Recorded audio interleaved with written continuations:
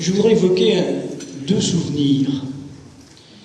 Le premier est celui où, enfant, j'allais à Sopin assister au match du Football Club de Nantes qui, là aussi, végétait dans le bas-fond de la seconde division et où certains phénomènes se produisaient sur le terrain. Et j'ai gardé notamment en mémoire les numéros de cirque effectués par un joueur qui était, je ne sais pas, d'origine sénégalaise ou ivoirienne, qui s'appelait Dicabo, je crois, si ma mémoire est bonne. C'était un spectacle autant de cirque que de sport. Et le second souvenir est lié à ce qui était, moi, non pas ma carrière de footballeur, car je n'ai jamais vraiment pratiqué, mais celle de basketteur, à l'époque où l'ABC Nantes tenait quand même un peu le haut du pavé aussi du basket français, et où, à la fin des rencontres du FCN au stade Marcel Sopin, vers 17h, les supporters, les joueurs, je me rappelle de Robert Budzinski, de Loïc Amis et d'autres, se précipitaient, traversaient par la passerelle et se précipitaient vers le Champ de Mars pour assister au match de l'ABC Nantes. Ça, c'était déjà le début de la belle époque. Ce que je voudrais dire, c'est que si je ne suis pas un supporter historique du Football Club de Nantes, j'ai aussi le souvenir, lorsque j'allais en Espagne, il y a une trentaine d'années, et que je disais, je viens de Nantes, immédiatement la réaction c'était pour parler du Football Club de Nantes, qui avait déjà une réputation internationale, mais cette réputation était due essentiellement, plus qu'à ses résultats encore, à la qualité particulière et exceptionnelle de son jeu collectif. Au fond, moi je suis un généraliste en matière de sport. J'ai pratiqué le basket, j'ai pratiqué le volley, j'ai pratiqué le hand, mais je me suis intéressé de manière générale à tout le sport, et c'est pour ça que j'ai été d'ailleurs directement impliqué dans l'élaboration et la rédaction de la loi de 1984, qui est connue sous le nom de loi Avis. Ce que je voudrais dire, c'est que j'ai toujours conçu ma pratique sportive, et la pratique sportive en général, comme devant reposer à la fois sur une éthique et sur une esthétique.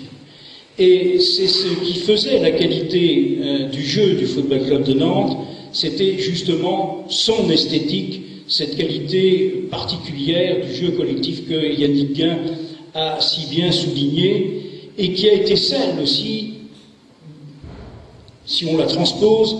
du jeu de l'ABC Nantes en basket, qui était composé de très jeunes joueurs, puisque sur une dizaine de joueurs, il y avait à l'époque, au début, 5 ou 6 juniors qui pratiquaient en équipe première. Je crois que si, à la dernière Coupe du Monde, je ne veux pas parler de ce qui s'est passé de l'équipe de France, nous savons tous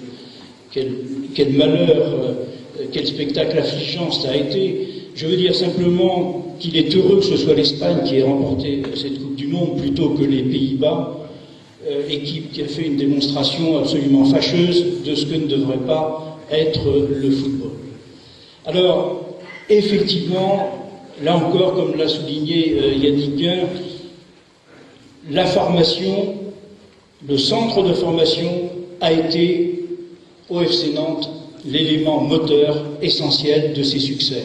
On pourrait dire aujourd'hui que sont sortis du centre de formation un nombre de joueurs tel et d'une qualité telle que l'on pourrait ou que l'on aurait pu former avec eux une équipe nationale. Je ne vais pas les citer, vous les connaissez mieux que moi. Et j'ajoute que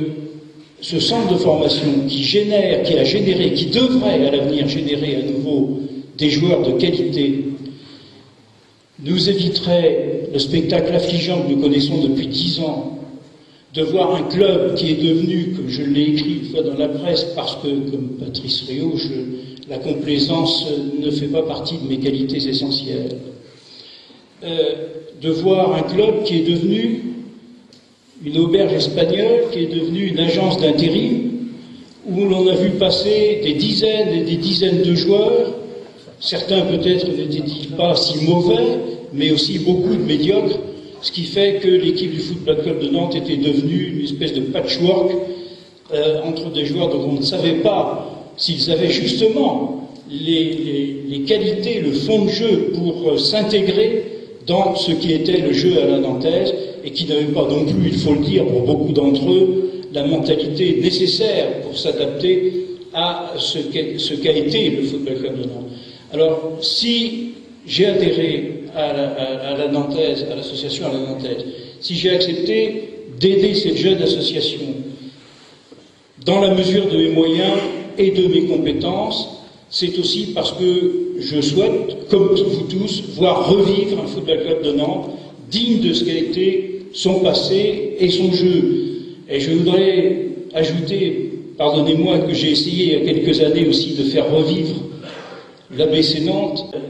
fondant cette renaissance sur un centre de formation qui aurait une audience aussi régionale.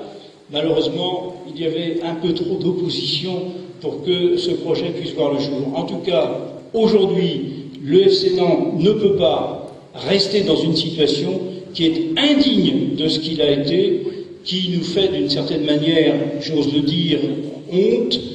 et j'espère que l'association à la nantaise pourra peser progressivement sur